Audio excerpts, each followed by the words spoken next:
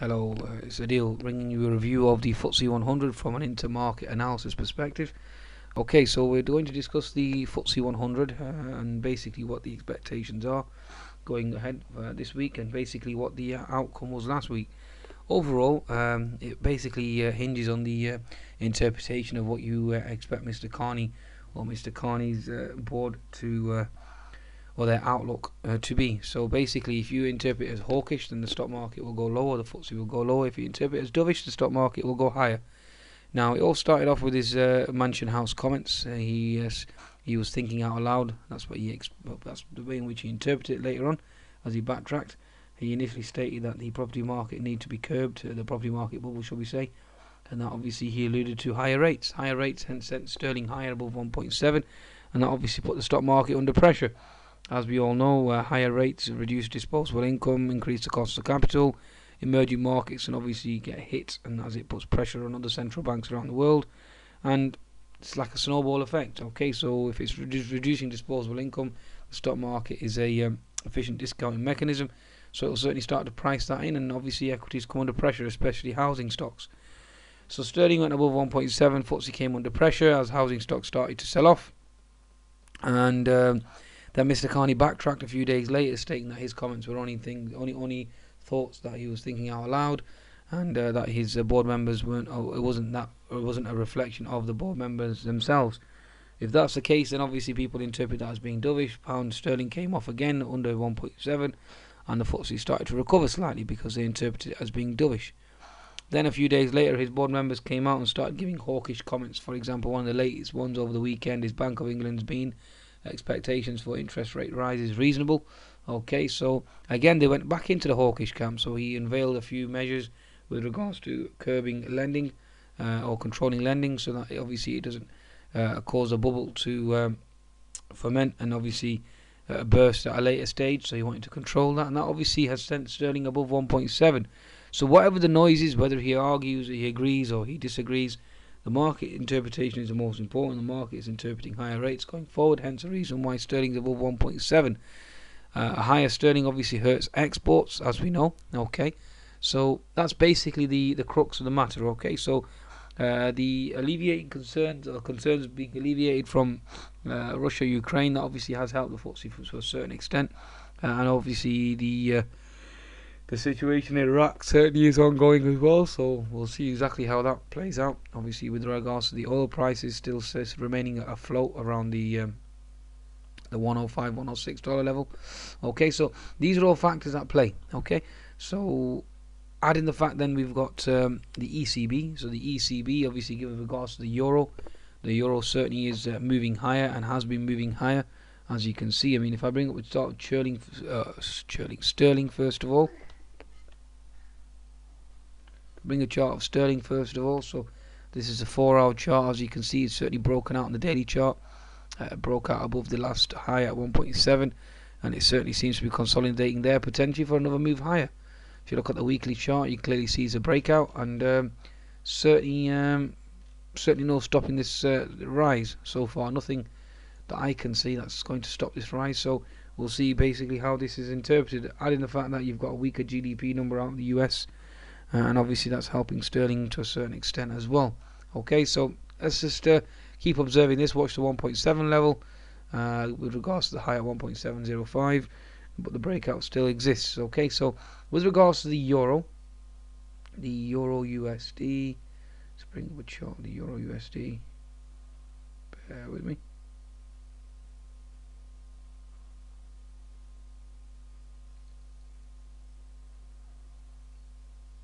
There we go. Okay, so Euro USD is quite important. You can see here clearly there's an inverted head and shoulders formation on the Euro USD. So if there's an inverted head and shoulders formation, then this basically means that, especially after that bottoming tail, okay, so this basically means that the euro is going higher. If the euro is going higher, then we have a slight problem with regards to the European Union. So the European Union claims to be suffering from deflation, yet German inflation came out higher than expected on a Friday. And as we all know, the Germans are really anti-QE. Okay, and especially after Mr. Mr. Draghi has stated that the rate cut cycle has ended, and everything hinges on QE. And if the Germans are going to QE with regards to there being no deflation, and as we all know, over the weekend, ECB's merge currently sees no deflationary pressure in the eurozone. Therefore, there's no QE. Therefore, a euro will not fall. Therefore, the euro will rise. And as we can see, you have an inverted head and shoulders formation.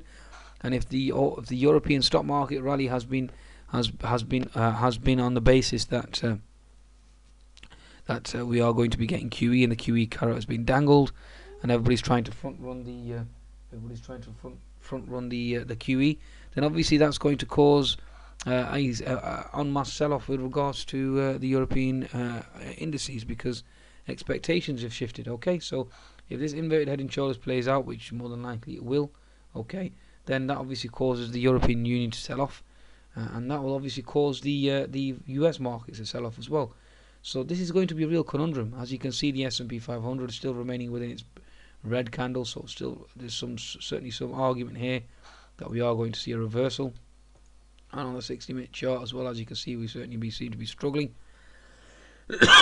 So if that's the case, then that obviously puts the top in the European Union or European stocks, or for example Euro stocks. If you look at Euro stocks from this angle, as you can see here, the market has been selling off as the euro has been rising.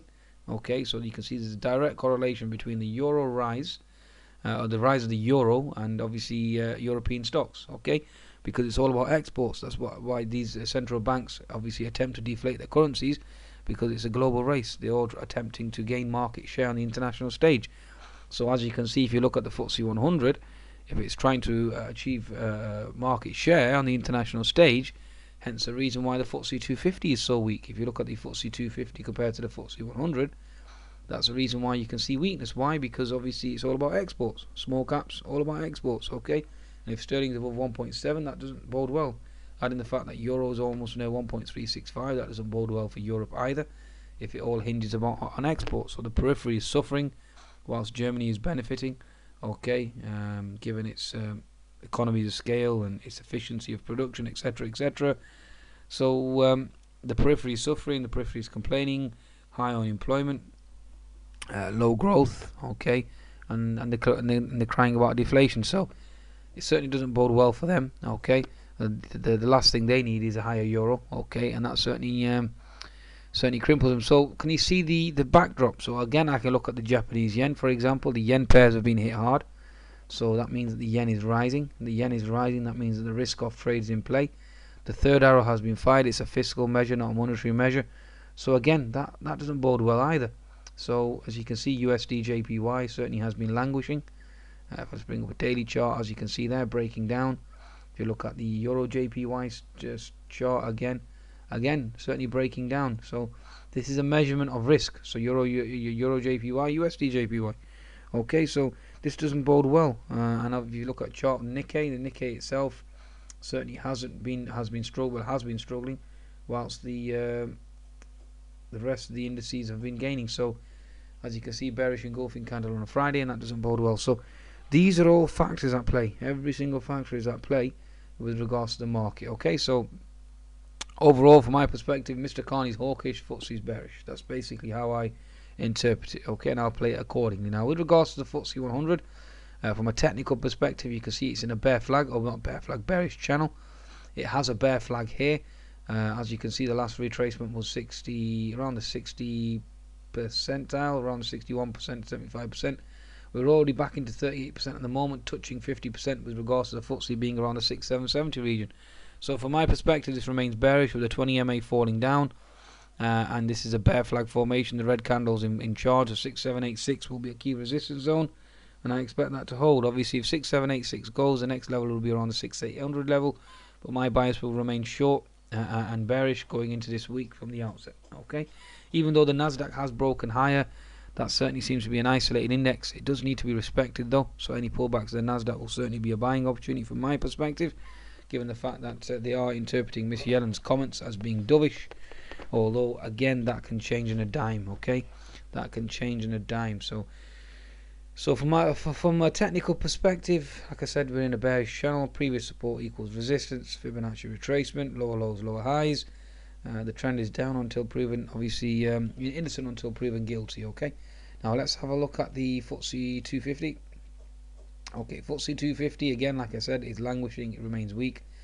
On the larger time frame, you've got H&S formation. There's your left shoulder, there's your head, that's your right shoulder, that's just gone in. Okay, FTSE 350, we again lower lows, lower highs. Use your Fibonacci retracement. And the last retracement was around the 61%. Again, we're already into the 50% as we speak, and the next level here is potentially testing the 200 MA on the downside. Okay, so buy still remains bearish there. So if you look at FTSE on the 10-minute chart, the unfilled gap remains at 6786. So again, that coincides with the resistance zone 6786 in the daily chart. That will be a level I will certainly be looking to short the FTSE 100. And there's an unfilled gap below at 6733. So bear in mind that gap. Resistance there levels for now 6760 and obviously 6786. Previous support equals resistance around the 6780 level, so watch out for that. Okay, 60-minute chart, there's an inverted head and shoulders formation, as you can see clearly here. We seem to have broken out. The unfilled gap remains around the 6786 level, which I've explained. Whether or not this formation plays out, again, it's certainly circumspect, although the Nasdaq has given it some oomph, okay, with regards to that breaking out. So 6700 to 6760, you're looking at around the target of around 6820 on the upside. Okay, 6810 is your 200 MA and your pivot S3 resistance at 6815. So these are all levels that could potentially occur.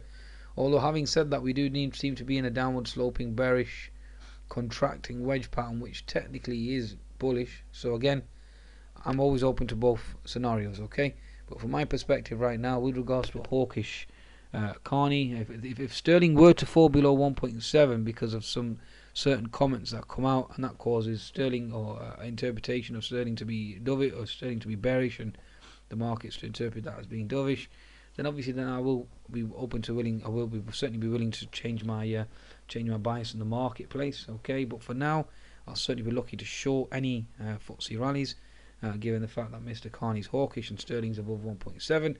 and all the arguments that I've put forward, and also if you add in the concept of intermarket analysis as well, again, certainly arguments supporting a move down. Okay, the only conundrum right now, or the divergence right now, is the Nasdaq breaking out to new highs with impressive volume.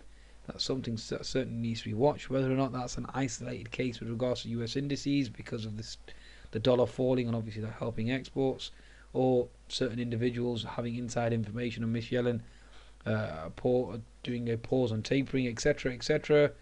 Again, that's not in my knowledge. I can only react on information that I have, and then I'll trade accordingly, given the fact that I use intermarket analysis. Okay, folks, I think I've read enough, attempted to read between the lines here, and that should be sufficient enough for now. Like I said, watch out for the inverted head and shoulders pattern on the FTSE, and watch out for those resistance zones above if we do continue to move higher. We're currently trading on the cash market as we speak, on IG index around the 6770 to 6780 zone, and so happy trading, and wish you the best in the week ahead. As I always say, wax on, wax off, risk on, risk off. Goodbye now.